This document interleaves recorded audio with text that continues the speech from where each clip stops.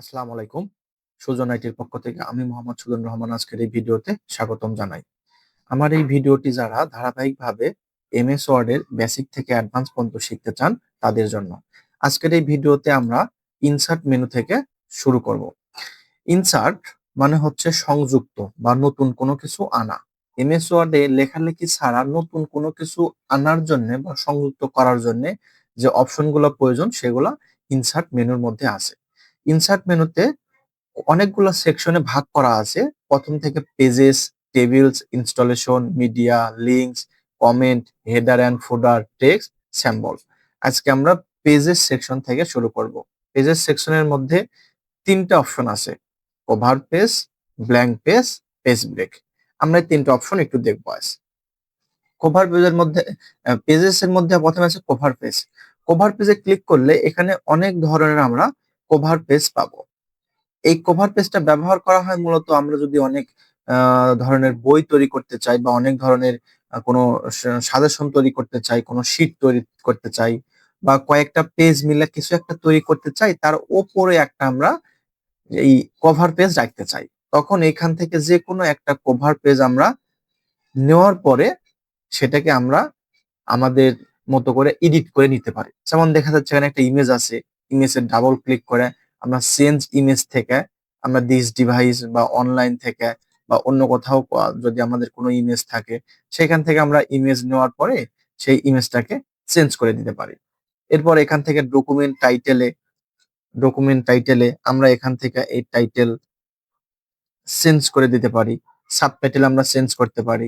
এখান থেকে আমাদের আদার্স টেক্সট বা এখান থেকে আর যা টেক্সট থাকবে এগুলোকে আমাদের মতো চেঞ্জ করে একটা কভার পেজ রিডিজাইন করতে পারি। এইজন্য আমাদের ইনসার্ট থেকে এই কভার পেজটাকে ব্যবহার করা হয়।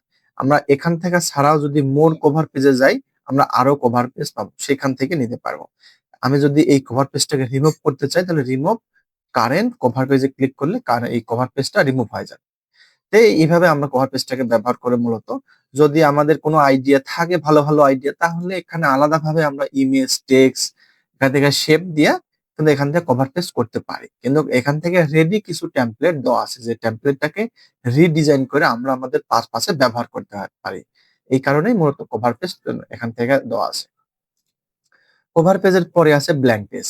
সাপোজ এখান থেকে একটা কভার পেজ নিলাম আমরা অথবা যদি কভার পেজটাকে নাও নেই এরপরে আমাদের যে একটা ব্ল্যাঙ্ক পেজ আসে আমরা যদি মনে করি শীটের অপর পৃষ্ঠে আমরা ফাঁকা রাখবো বা ফাঁকা থাকবে অথবা এমনিতেই মনে করি এখানে আমরা কোনো কিছু লিখবো না এই পেজটা ফাঁকা করে আরেকটা পেজে যাব তাহলে কিন্তু আমরা ইন্টার পেজ করার পর আমরা কিন্তু এই পেজটা শেষ হওয়ার পরে আরেকটা পেজে যাইতে পারি।